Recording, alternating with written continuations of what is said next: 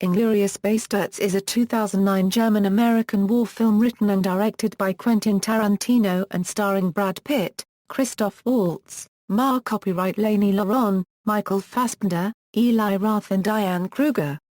The film tells the fictional alternate history story of two plots to assassinate Nazi Germany's political leadership, one planned by a young French Jewish cinema proprietor, and the other by a team of Jewish-American soldiers led by First Lieutenant Aldo Raine. The film's title was inspired by director Enzo G. Castellari's 1978 macaroni combat film, The Inglourious Basterds. Development began in 1998, when Tarantino wrote the script. He struggled with the ending and chose to hold off filming and moved on to direct the two-part film Kill Bill. After directing Death Proof in 2007, Tarantino returned to work on Inglourious Basterds. The film went into production in October 2008 and was filmed in Germany and France with a $75 million production budget. Inglourious Basterds premiered on May 20, 2009 at the 62nd Cannes Film Festival, where it competed for the Palme d'Or. It was widely released in theaters in the United States and Europe in August 2009 by the Weinstein Company and Universal Pictures.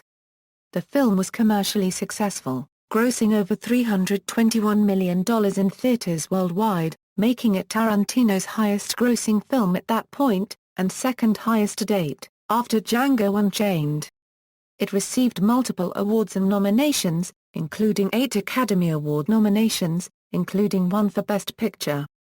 For his role as Hans Landa, Waltz won the Cannes Film Festival's Best Actor Award, as well as the BAFTA Award, Screen Actors Guild Award, Golden Globe Award, and the Academy Award for Best Supporting Actor. Plot: in 1941, SS Colonel Hans Landa, nicknamed the Jew Hunter, interrogates French dairy farmer Perrier Lapidite. To save his family, Lapidite confesses to hiding the Jewish Dreyfus family underneath his floor.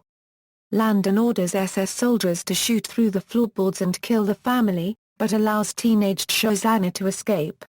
In spring 1944, 1st Special Service Force Lieutenant Aldo Raine recruits 8 Jewish-American soldiers for a mission behind enemy lines, telling them they each owe him 100 Nazi scalps and will take no prisoners.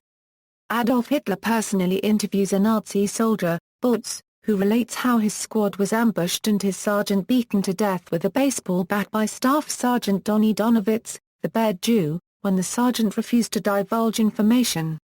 Butz survived by providing the information, but Raine carved a swastika into his forehead with a knife. In June 1944, Shosanna Dreyfus, who has adopted the alias Emmanuel Mimeur, runs a cinema in Paris. She meets Frederick Zoller, a German sniper whose exploits are to be celebrated in a Nazi propaganda film, Stolz der Nation, starring as himself. In love with Shosanna, Zoller convinces Joseph Goebbels to hold the premiere at her cinema. Shosanna seizes the opportunity, secretly resolving with her projectionist and lover, Marcel, to burn down her cinema and kill the top Nazi leaders at the premiere. Meanwhile, Lieutenant Archie Hicox, a British film critic specialising in German cinema, is recruited for Operation Kino by British General Ed Fenech and Prime Minister Winston Churchill.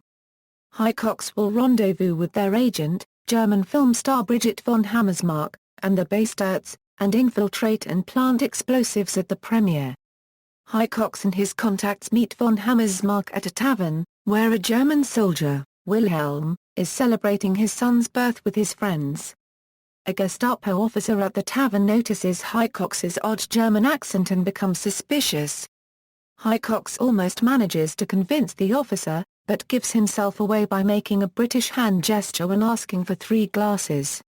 In the ensuing firefight, everyone except Wilhelm and von Hammersmark is killed. While Raine, outside the tavern, negotiates with Wilhelm, von Hammersmark shoots the German. Though his German-speaking men are dead, Raine, upon learning from von Hammersmark that Hitler himself will be attending the premiere, decides to go ahead with the mission anyway.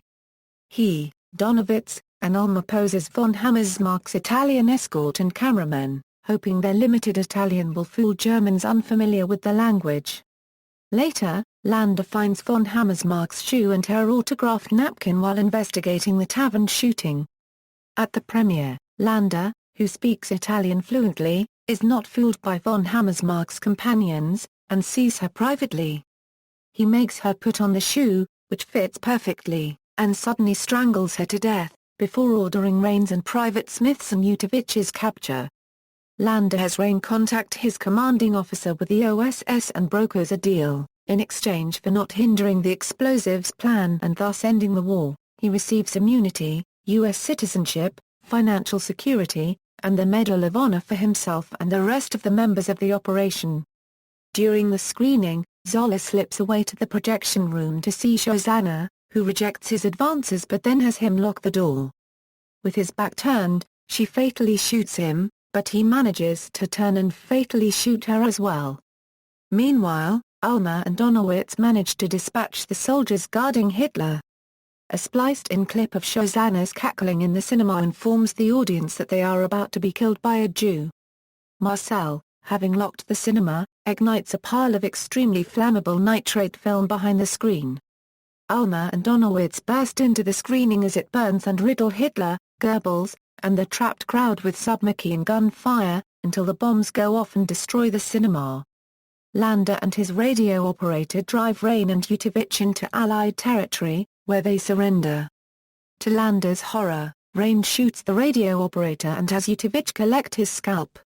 Raine is unable to accept the notion that Landa might go unpunished for his career as a Nazi officer, so he carves a swastika into his forehead as a permanent reminder of his crimes. Proudly inspecting his handiwork, he remarks to Utivich that this just might be my masterpiece. Cast.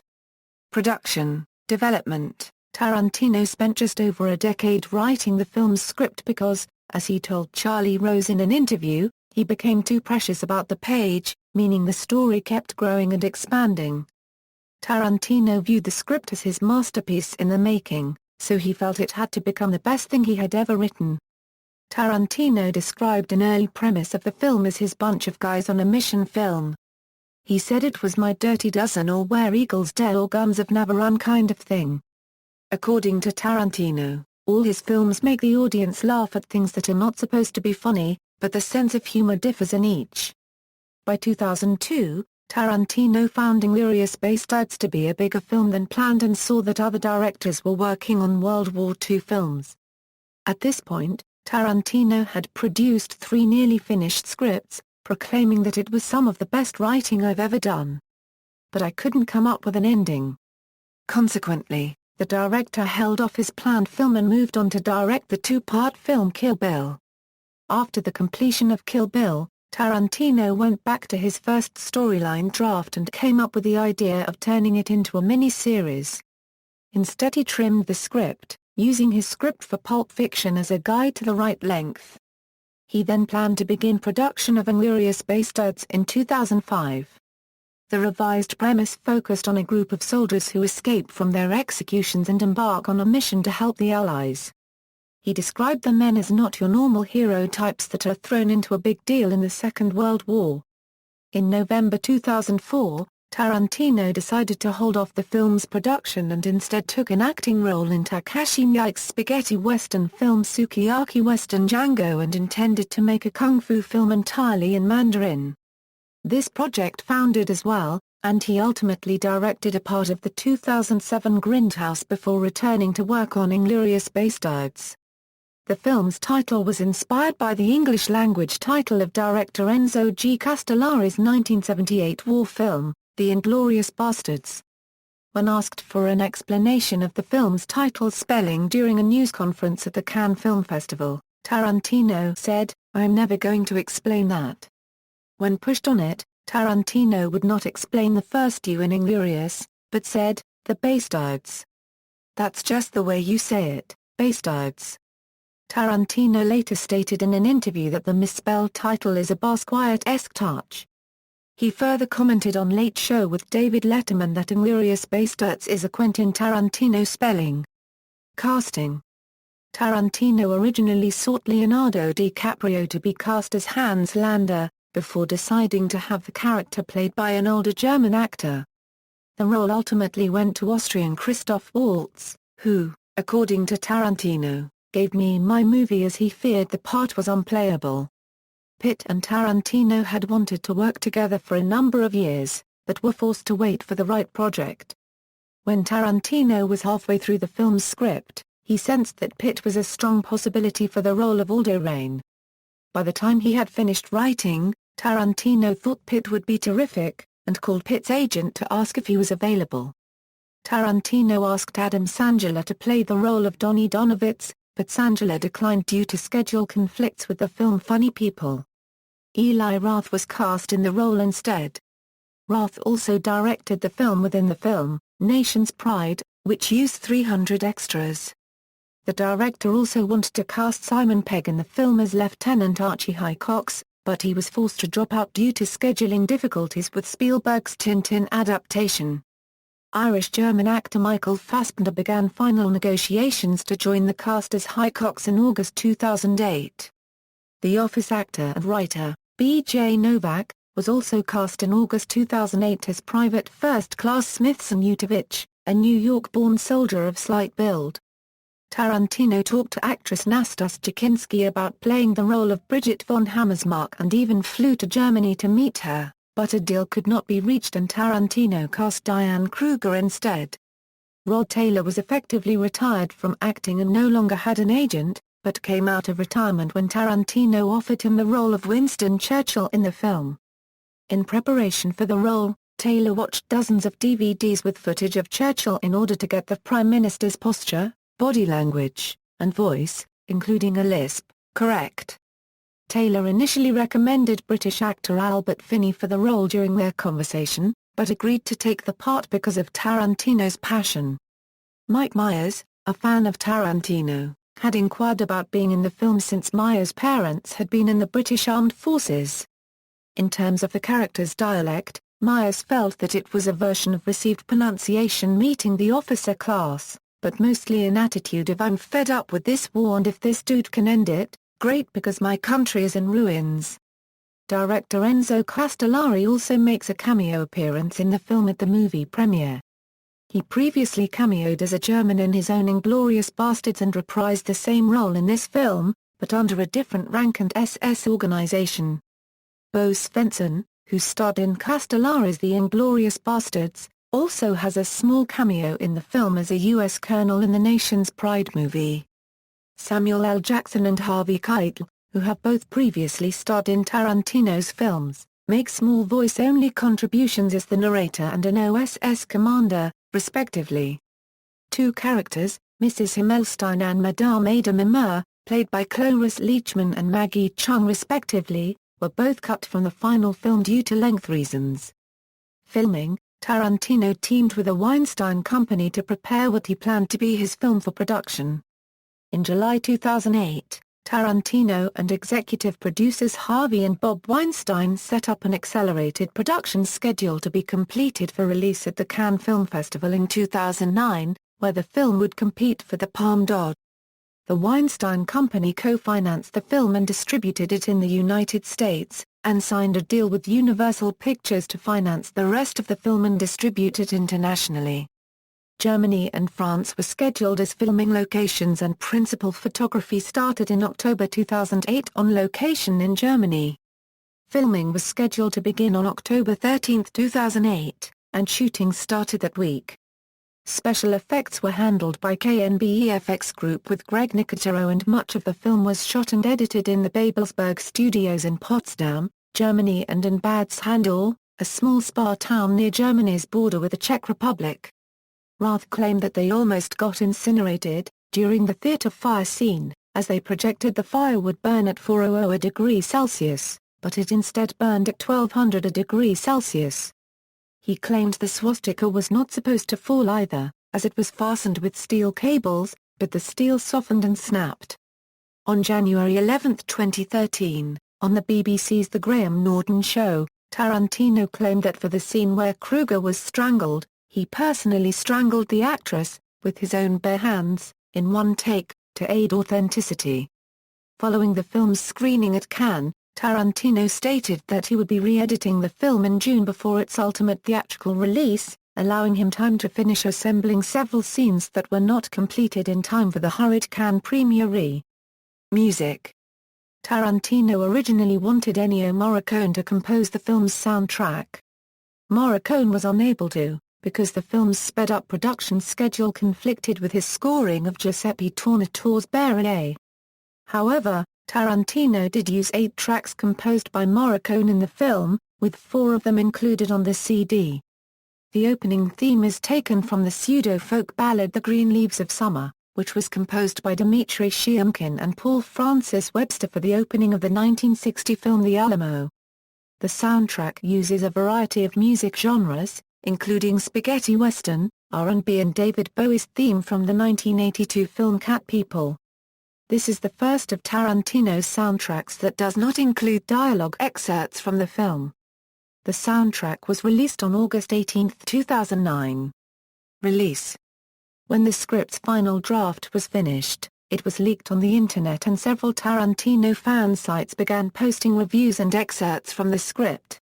The film's first full teaser trailer premiered on Entertainment Tonight on February 10, 2009, and was shown in U.S. theaters the following week attached to Friday the 13th. The trailer features excerpts of Lieutenant Aldo Raine talking to the Bastards, informing them of the plan to ambush and kill, torture, and scalp unwitting Nazi servicemen, intercut with various other scenes from the film. It also features the spaghetti western-esque terms Once Upon a Time in Nazi-occupied France, which was considered for the film's title, and A Bastard's work is never done, a line not spoken in the final film. The film was released on August 19, 2009 in the United Kingdom and France, 2 days earlier than the US release date of August 21, 2009. It was released in Germany on August 20, 2009. Some European cinemas, however, showed previews starting on August 15. In Poland, the artwork on all advertisements and on DVD packaging is unchanged, but the title was translated non-literally to bar and registered trademark Karty, so that Nazi iconography could stylize the letter O. Censorship. Universal Pictures censored the film's German publicity website, as the display of Nazi iconography is restricted in Germany. The title has the swastika removed and the steel helmet has a bullet hole instead of the Nazi symbol. The German site's download section was revised to exclude wallpaper downloads that openly feature the swastika. Though the advertisement posters and wallpapers must not show Nazi iconography, this does not apply to works of art according to German law, so the film itself is not censored in Germany. Home media. The film was released on single-disc DVD and a 2-disc special edition DVD and Blu-ray disc on December 15, 2009, by Universal Studios Home Entertainment in the United States and Australia. It was released on DVD and Blu-ray disc on December 7, 2009, in the UK. On its first week of release, the film was number 2, only behind The Hangover, selling an estimated 1,581,220 DVDs, making $28,467,652 in the United States. The German version is 50 seconds longer than the American version. The scene in the tavern has been extended. Although in other countries, the extended scene was released as a bonus feature, the German theatrical, DVD, and Blu-ray versions are the only ones to include the full scene. Reception. Box office. Opening in 3,165 screens, the film earned $14.3 million on the opening Friday of its North American release, on the way to an opening weekend gross of $38 million, giving Tarantino a personal best weekend opening and the #1 spot at the box office, ahead of District 9. The film fell to number 2 in its second weekend, behind The Final Destination, with earnings of $20 million, and grossed $73.8 million in its first 10 days. Inglourious Basterds opened internationally at number 1 in 22 markets on 2,650 screens, making $27.49 million. First place openings included France, taking in $6.09 million on 500 screens. The United Kingdom was not far behind, making $5.92 million on 444 screens. Germany took in $4.20 million on 439 screens and Australia with $2.56 million on 266 screens. It has come to gross $120.5 million in the United States and Canada and $200.9 million in other territories, making its worldwide gross $321.4 million. Inglourious Basterds was Tarantino's highest-grossing film, both in the US and worldwide until Django Unchained in 2012. Critical reception: Inglourious Basterds received mainly positive reviews.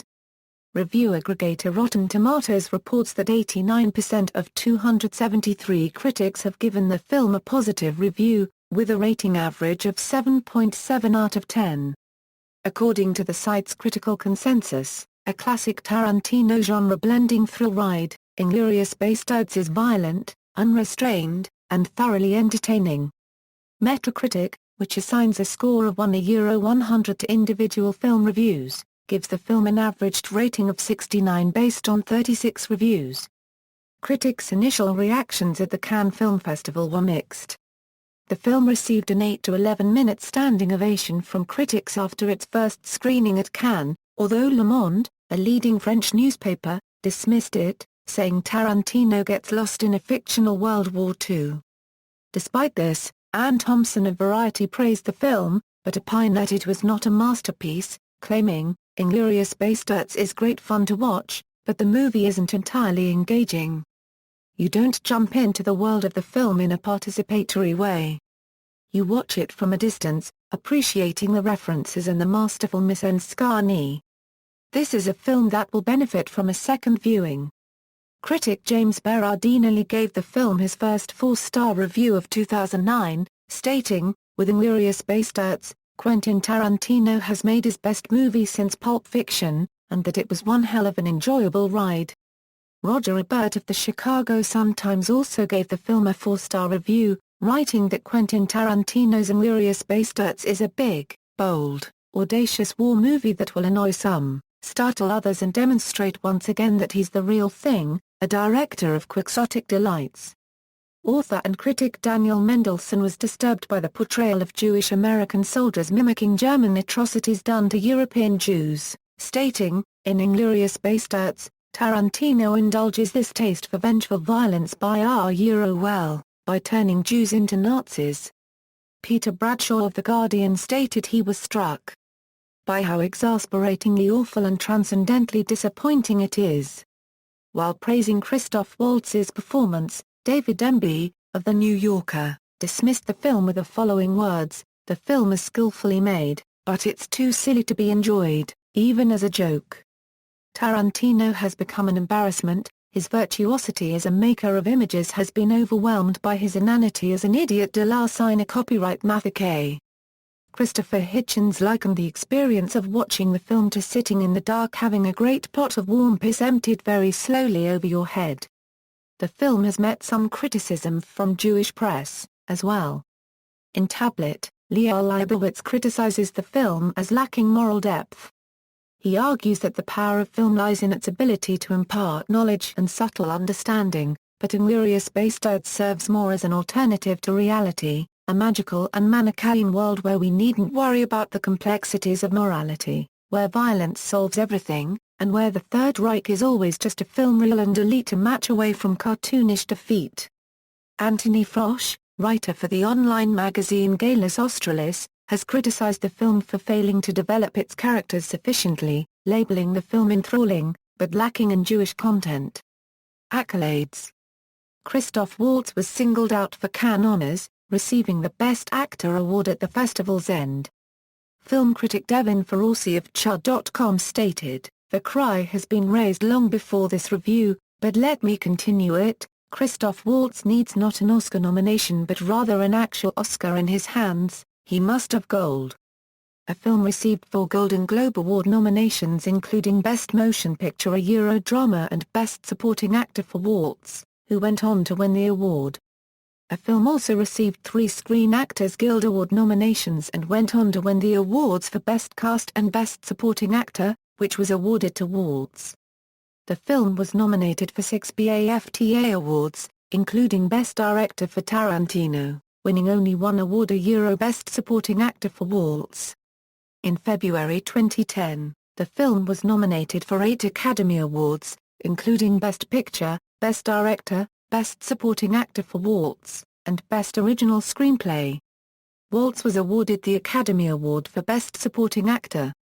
In popular culture, on December 5, 2010, The Fight Before Christmas, the 8th episode of The Simpsons' 22nd season, featured an Inglorious Bastards sequence during a World War II flashback.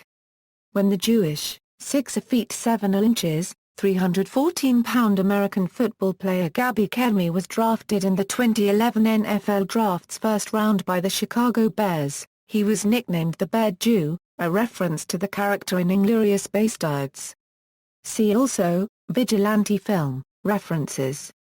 External links, official website, Inglorious Bastards at the Internet Movie Database, Inglorious Bastards at AllMovie.